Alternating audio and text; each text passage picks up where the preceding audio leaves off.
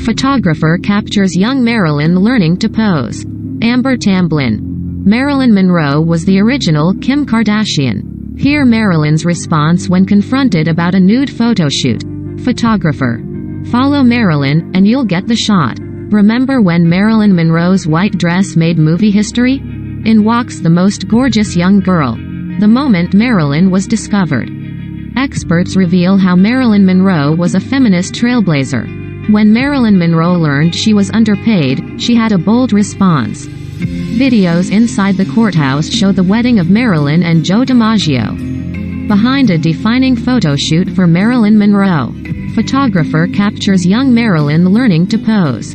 Amber Tamblyn. Marilyn Monroe was the original Kim Kardashian. Hear Marilyn's response when confronted about a nude photo shoot. Photographer. Follow Marilyn, and you'll get the shot. Remember when Marilyn Monroe's white dress made movie history? In walks the most gorgeous young girl. The moment Marilyn was discovered.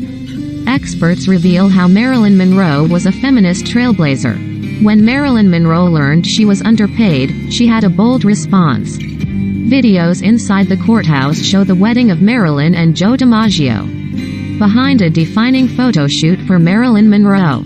CNN. Marilyn Monroe went down in the history books as a blonde bombshell who many wrote off as just a pretty face. But Monroe was a trailblazer. When she was dismissed as a replaceable actress, Monroe knew her worth and boldly advocated for herself. She was finding her power, said photographer Nancy Lee Andrews. Becoming Marilyn is not a tragedy. It's a triumph. When you examine this iconic movie star off camera, the depth of her life comes into full picture. Here's a behind-the-scenes look at how Monroe strategically navigated her career. Not just another dumb blonde. One of Monroe's early hits was the musical comedy Gentlemen Prefer Blondes. She played a dumb blonde gold digger named Lorelei, a showgirl sailing to Franceto marry a wealthy man. I can be smart when it's important. But most men don't like it, she says in the film, a line Monroe insisted on using. Monroe had no control over casting while under contract with 20th Century Fox. The studios had a stranglehold on the industry. This was also a time when very few women were producing, writing or directing. In the mid-1950s, only 5% of U.S. movie writers were female, according to a study by Louise Amaral of Northwestern. Despite the lack of female representation, Monroe found power by adding complexity to these simple characters. It was crucial in the evolution of Marilyn's career and star persona because Lori is the dumb blonde who's not as dumb as you think she is, said Sarah Churchwell, a professor of American literature at the University of London. Amber Tamblyn. Marilyn Monroe was the original Kim Kardashian 302. Monroe played into assumptions to catapult herself into stardom. If you were able to not only be in on the joke but to control it, that to me is the mark of a genius, said actress Amber Tamblyn. Finding her power and fighting for her worth. Monroe starred in several big hits in 1953, including How to Marry a Millionaire, where again she played a dumb blonde. The movie earned Fox $15 million, equivalent to $150 million today. After being asked to play another pretty one-note leading role in the musical comedy, The Girl in Pink Tights, Monroe was fed up. She literally labeled it trash and handed it back to the head of the studio, Daryl Zanuck, according to biographer Cindy De La Hoz Sapala. She also learned that her co-star in the film, Frank Sinatra, would earn $5,000 a week, while she made only $1,500, according to the Marilyn Monroe collection. She was the main attraction, said actress Mira Sorvino. I mean, she was the reason that people flocked to the theater.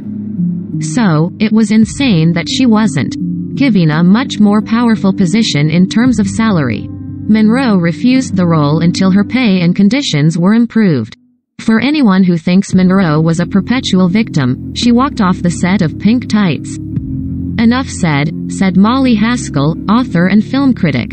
The film was never made, and the studio changed Monroe's contract, giving her a raise for future roles. Monroe's David vs. Goliath gamble.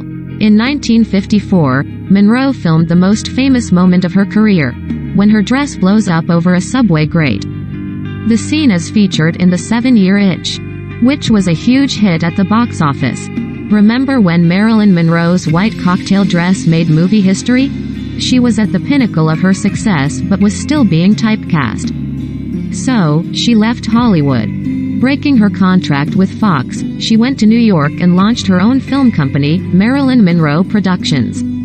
She also took classes at the Actors Studio. This was all in an effort, as she said, to be seen as a serious actress.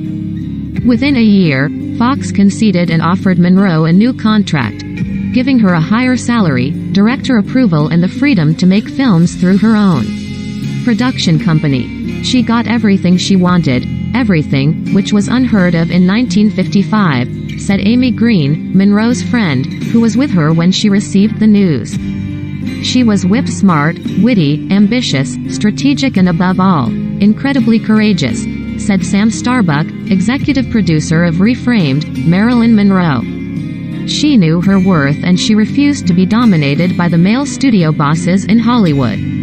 She challenged the status quo, turning the tables on them time and time again, and winning, proving her acting chops. Monroe's first film under her new contract was Bus Stop.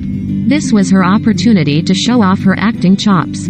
She played a failed musician named Cherie, who aspired to be a big star. Monroe insisted on ghostly makeup because she believed this character never got out in the sunlight. She also perfected an Ozark accent for the role. We can see that Marilyn Monroe's physicality is being treated differently from earlier movies, said Janine Basinger, a professor in film studies at Wesleyan University. There's a different quality to it. It's more realistic. It's less voyeuristic. Critics praised Monroe's performance. A lot of people said that she really deserved an Academy Award nomination for that role, said film critic Christina Newland. Monroe creates a film with her own production company. Monroe's next move was to produce the film, The Prince and the Showgirl with her production company. The Prince and the Showgirl was going to finally demonstrate everything that she had been fighting for a decade, that she was going to get all of that credibility that she wanted, said Churchwell.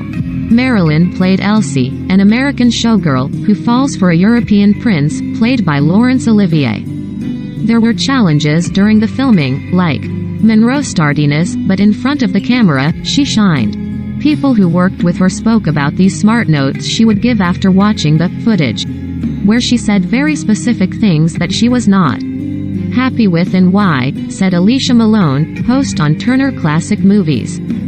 They were emblematic of a woman who knew her craft and knew exactly what she wanted and exactly what she needed.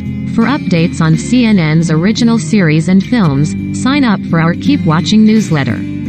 Every Monday, you'll receive insider information, including exclusive notes from the hosts and filmmakers of your favorite films and series.